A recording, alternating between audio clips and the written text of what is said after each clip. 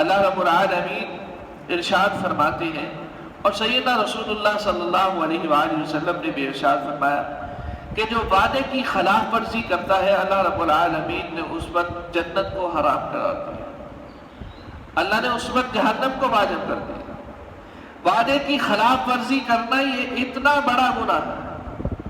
کہ ایک وعدہ کر لیا جائے پھر اس وعدے سے مکر جانا یا اس وعدے کی خلاف ورزی کرنا، یہ اللہ نے سبق دے دیا، اللہ نے ایک ٹاپک، ایک قانون بتلا دیا کہ وعدے کی خلاف ورزی نہیں کرنی۔ اگر وعدے کی خلاف ورزی کی جائے گی تو اللہ رب العالمین کی طرف سے عذاب بھی آ سکتا ہے، عذاب اس وقت نہ آیا تو پھر اللہ رب العالمین قبر میں عذاب پہنچائے۔ وعدے کی خلاف ورزی، الذین عاہدت منہم ثم ینقضون عہدہم فی کل مرہ، کہ وہ ہر مرتبہ عہد توڑ ڈالتے ہیں، وَهُمْ لَا يَتَّقُونَ، وہ اللہ سے ڈرتے ہی نہیں ہیں کہ اللہ کی طرف سے انجام بھی آ سکتا ہے، اللہ کی طرف سے کوئی بری چیز بھی آ سکتی ہے، کوئی ایسی آفت آ سکتی ہے کہ جس آفت کے ساتھ ہم تباہ و برباد ہو جائیں، کوئی مصیبت آ سکتی ہے، کوئی تکلیف ٹوٹ پڑتی ہے، لیکن ان کو فکر ہی نہیں ہے، اس بات سے عاری ہیں اور ناواقف ہوتے ہوئے واقف تھے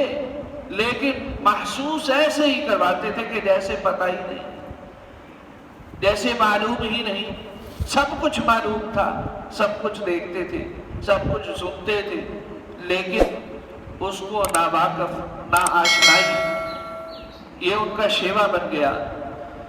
کانوں کے ساتھ سنتے، ایسے ہوتا کہ جیسے سنا ہی نہیں، آنکھیں دیکھتی ایسے ہوتا کہ جیسے دیکھا ہی نہیں۔ کیوں؟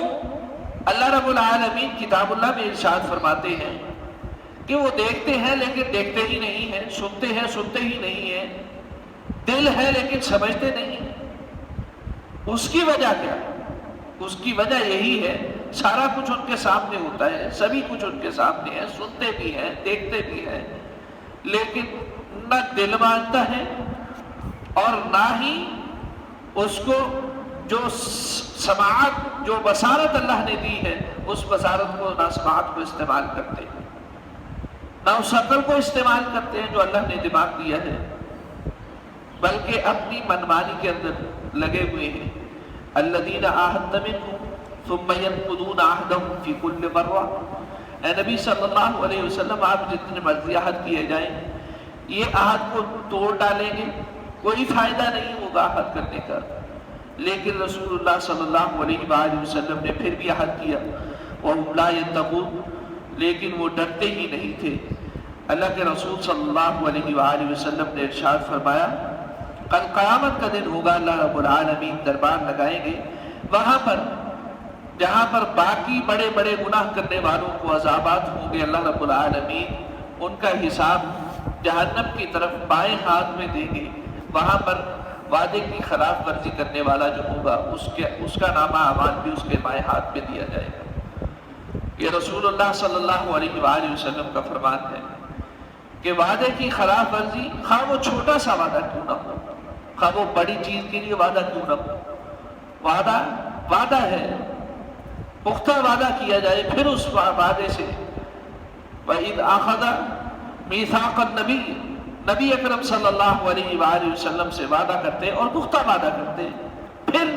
ثُمَّ يَنقُضُونَ، اس وعدے کو توڑ ڈالتے۔ اللہ کے رسول صلی اللہ علیہ وآلہ وسلم نے جب فتح مکہ کیا تو اس وقت بھی رسول اللہ صلی اللہ علیہ وآلہ وسلم نے شرائط کے ساتھ معاہدہ طے پایا تھا، اس وقت بھی انہوں نے معاہدے کو توڑا تھا۔ پھر رسول اللہ صلی اللہ علیہ وآلہ وسلم نے مکہ پر چڑھائی کی تھی، رسول اللہ صلی اللہ علیہ وآلہ وسلم وعدے کی پاسداری کرتے رہے اور پاسداری کا بتلاتے رہے، لیکن وہ لوگ جنہوں نے کفر کیا، وہ لوگ جو جانوروں سے بھی بدتر ہیں، جن کا اللہ رب العالمین نے ارشاد فرمایا کہ جانوروں جیسے ہیں، بلکہ جانوروں سے بھی یہ گزر گئے ہیں۔ جانور تو پھر بھی اپنے مالک کی بات سن لیتا ہے، لیکن یہ اپنے مالک کی بات نہیں سنتے، اس مالک کو جھٹلا رہے ہیں، اس مالک کی بات کو جھٹلا رہے ہیں۔ یہ ان سے بھی بدتر ہو چکے ہیں، یہ ان سے بھی بدتر ہو چکے ہیں جو حرام ہیں۔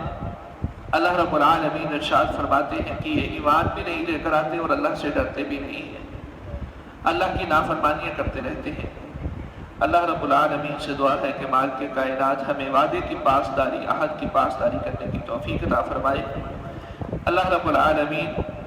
ہمیں ایسی نافرمانیوں سے محفوظ فرمائے کہ جن نافرمانیوں کے ساتھ اللہ رب العالمین کی ناراضگی بول لی جائے۔ اللہ رب العالمین ہمیں وہ کام کرنے کی توفیق عطا فرمائے کہ جن کاموں سے اللہ رب العالمین اور رسول اللہ صلی اللہ علیہ وآلہ وسلم کی ذات راضی ہو۔